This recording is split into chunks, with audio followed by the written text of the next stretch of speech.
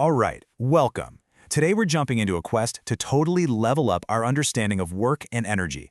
But I gotta warn you, in the world of physics, these words, they don't mean what you probably think they do.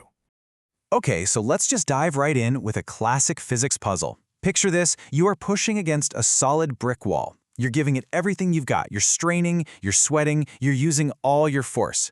But are you actually doing any work? I mean, in the physics sense. The answer is probably going to surprise you, and by the end of this, you'll know exactly why. So to answer that question, we have to start at the beginning. Welcome to Level 1, defining the playing field. Because in physics, getting the definitions right is, well, it's everything. First up is this idea of a system. Now, this sounds super technical, but it's really not. A system is just whatever little piece of the universe we decide to draw a circle around and study. It could be a box, it could be a planet, it could be a single atom. It's just our area of focus. Simple as that. And here it is, the big one, work. You need to forget your everyday definition of work, like effort or having a job. In physics, work is one thing and one thing only. It's about energy transfer. And it only happens when a force actually makes an object move. That movement, that displacement, that's the key. No movement, no work. Period. Now here's something that can kind of trip people up. A force is what we call a vector. That just means it has a size, a magnitude, and a direction. Think 10 newtons pushing north. But work is a scalar. It only has a size, like 10 joules. It tells you how much energy got transferred, but it doesn't tell you which way it went. It's a really crucial difference. All right, Level 1 is complete. Nicely done. Now it's time for Level 2, the main formula. This is the tool that lets us put numbers to this whole concept of work. And here she is, the formula for work. It looks a little intense, but let's break it down.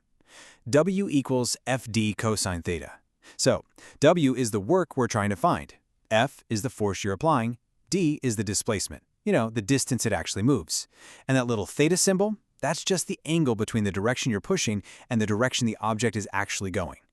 Every single piece of this is absolutely essential. So just looking at that formula for a second, let me ask you a question. How could you set up that angle theta to get the absolute most work, the most bang for your buck out of the force you're putting in? Yep, you got it. Maximum work happens when you push or pull something in the exact same direction that it's already moving. When you do that, the angle between them is 0 degrees, and the cosine of 0 is just 1, which is the biggest value cosine can ever have. It's basically perfect efficiency. All of your force is going directly into the motion. Okay, so if that's maximum work, what about the complete opposite? Is it possible to apply a force, see an object move, and still do absolutely zero work on it? Oh, absolutely. And you probably do this all the time. Imagine you're carrying a heavy bag of groceries. You're lifting it up, right? You're applying an upward force to fight gravity, but you're walking forward horizontally. Your force is up, your motion is forward. That's a 90-degree angle. And what's the cosine of 90 degrees? It's 0. So all that effort you're putting into lifting the bag does 0 work when it comes to moving it forward. Wild, right? Okay, the concepts and the formula are in the bag. It is time for Level 3, work in the real world. And you know what that means? Let's go. Solve that puzzle from the beginning. We are back to our brick wall. Just maybe it's a really heavy box this time. You're pushing with everything you have, but that box, it does not budge. You have the tools now. So how much work is being done? The work done is a big, fat 0. It doesn't matter if you're the strongest person in the world. It doesn't matter how much force you use. If you look at our formula, W equals FD cos theta, if that displacement, D, is 0, the whole thing just becomes 0. No movement, no work. It's really that simple. Okay, so let's talk about another force that's pretty much always around when things are moving, friction. Now, friction is a real force, right? So it's got to be able to do work, but what kind of work is it doing? Well, friction is kind of a hater. It always does negative work. Why? Because friction, by its very nature, always opposes motion. It's always pushing the other way. So the angle between the object's motion and the force of friction is always 180 degrees. And the cosine of 180? It's -1. That means friction is constantly trying to pull energy out of the system. You are doing awesome. Seriously. So it's time to put those skills to the test in Level 4, the physics challenge. Think of this as the final boss battle for our calculation skills. All right, here is your challenge. We've got a 10-Newton force pushing an object. It moves 5 meters, and the angle between that push and the motion is 60 degrees. Let's plug it into the formula and see what we get. Okay, let's walk through it. Step 1, what do we know? We know F is 10, D is 5, and theta is 60. Easy enough. Step 2, we write down our trusty formula, W equals FD cos theta. And step 3, we just plug in the numbers. We need to calculate 10 times 5 times the cosine of 60 degrees. And the answer is, drumroll please, 25 joules. That J stands for joules, which is our standard unit for work and energy. If you remember your trigonometry, the cosine of 60 degrees is just 0.5. So 10 times 5 is 50, and half of that is 25.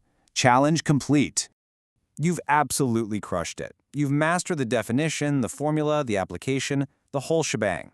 For our final level, let's just zoom out for a second and see why this is all so powerful. This is the energy method advantage. So you might be thinking, okay, this is cool, but why bother? Why not just stick with good old Newton's laws, like F equals ma?